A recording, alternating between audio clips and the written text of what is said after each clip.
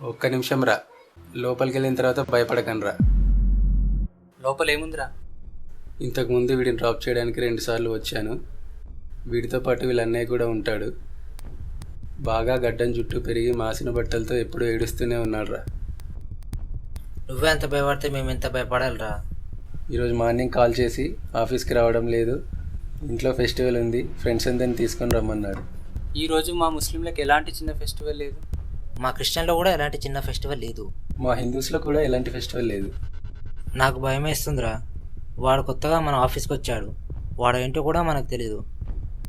Festival అని పిలిచి లోపలికి వెళ్ళాక వాడు ఏమైనా చేస్తే? వద్దురా, నాకు భయం అవుతుంది, వెళ్ళిపోదాం. పద పద. మామ, కిందికి వెళ్ళిపోతున్నారు?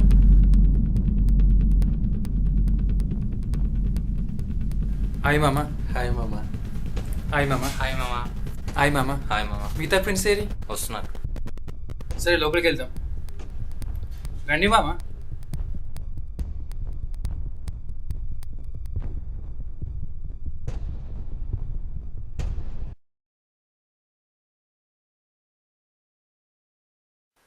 కూర్చోండి మామ.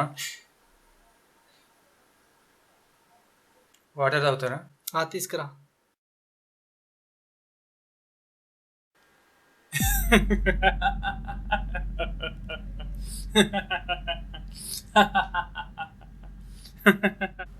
ఏడుస్తాడన్నావు, నవ్వుతున్నాడేంట్రా? నాకేం తెలుసురా. మన ముగ్గురం దొరికినాం కదా.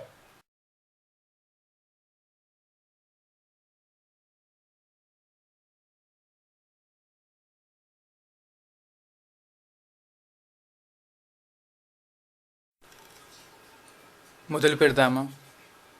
మిగతా ఫ్రెండ్స్ రానివు మామా. ఓకే. ఈరోజు ఏదో ఫెస్టివల్ ఉంది రమ్మన్నా. సారీ, మాకు తెలిసి ఈరోజు ఏ ఫెస్టివల్ లేదు. ఫెస్టివల్ అనేది ఏ కుటుంబంలో అయినా ఎన్ని ఇబ్బందులున్నా ఒక్కరోజైనా సంతోషంగా ఉండాలని ఫెస్టివల్ జరుపుకుంటారు. మీ కుటుంబాలలో ఫెస్టివల్ అనేది ఏ నెల ఏ రోజు వస్తుందో చెప్పగలరు, కానీ నాకు మాత్రం మా అన్నయ్య నవ్విన రోజు ఫెస్టివల్ జరుపుకుంటా. మా అన్నయ్య ఎప్పుడు నవ్వుతాడో అని ప్రతిరోజు ఎదురు చూస్తూ ఉంటా. నవ్వడానికల్లా కారణం కొన్ని సంవత్సరాల క్రితం మా అన్నయ్య నిర్లక్ష్యం వల్ల రూల్స్ పాటించక యాక్సిడెంట్ అయ్యి అమ్మా నాన్న చనిపోయారు. అన్నయ్య కూడా అతి కష్టం మీద నడవలేని స్థితిలో బతికాడు. అప్పటి నుండి ప్రతిరోజు న్యూస్ పేపర్ చూసి అందులో వచ్చే యాక్సిడెంట్ల గురించి చదివి తనలాగే చిన్నపాటి నిర్లక్ష్యం వల్ల రూల్స్ పాటించగా ఎంతోమంది ప్రాణాలు పోతున్నాయి. ఈ అనుకోకుండా జరిగే సంఘటన వల్ల వాళ్ళ మీద ఆధారపడే కుటుంబం పరిస్థితి ఎలా అని బాధపడుతూ ఏడుస్తారు. అన్నయ్యను మార్చాలని చాలా ప్రయత్నించా, కానీ నా వల్ల కాలేదు. అన్నయ్య ఏ రోజు అయితే నవ్వుతాడో ఆ రోజు న్యూస్ పేపర్లో ఎలాంటి యాక్సిడెంట్ న్యూస్ రాకపోవడం, ఆ రోజు అందరు రూల్స్ పాటించడం వల్ల అన్ని కుటుంబాలు సంతోషంగా ఉన్నాయని నవ్వుతూనే ఉంటాడు. ఆ ఒక్కరోజే నేను చెప్పినట్టు అన్నయ్య నీట్గా తయారై కడుపు నిండా భోజనం చేస్తాడు.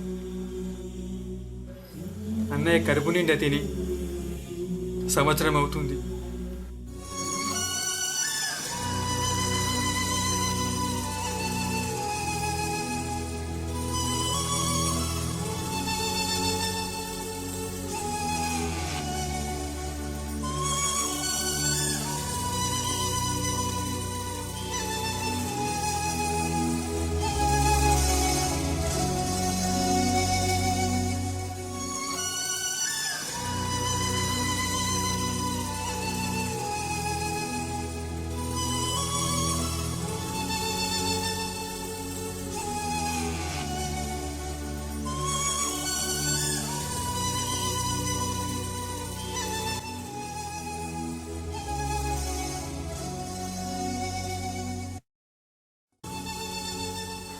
ఈ రోజుల్లో భారతదేశంలో ప్రతి ఒక్కరి దగ్గర సెల్ ఫోన్ ఉంది అంటే అవునా అని ఆలోచిస్తాం. కానీ ప్రతి ఒక్కరు తమ రక్త సంబంధికులలో లేదా బంధువులలో ఏ ఒక్కరైనా యాక్సిడెంట్స్ వల్ల ప్రాణాలు కోల్పోయారా అంటే ప్రతి ఒక్కరు అవును అంటారు. అంటే పరిస్థితి ఏ విధంగా ఉందో అర్థం చేసుకోవచ్చు. ప్రతి తల్లిదండ్రులు తమ పిల్లల కనీస అవసరాలను తీర్చడం కొరకు కష్టపడడం తమ బాధ్యతగా హక్కుగా భావిస్తారు. అదేవిధంగా ప్రతి ఒక్కరూ ట్రాఫిక్ రూల్స్ పాటించడం తమ బాధ్యతగా హక్కుగా భావిస్తే ప్రతి కుటుంబంలో ప్రతిరోజు చిరునవ్వులు ప్రతిధ్వనిస్తాయి. ఇదే మన అందరి అభిలాష కావాలని కోరుకుంటూ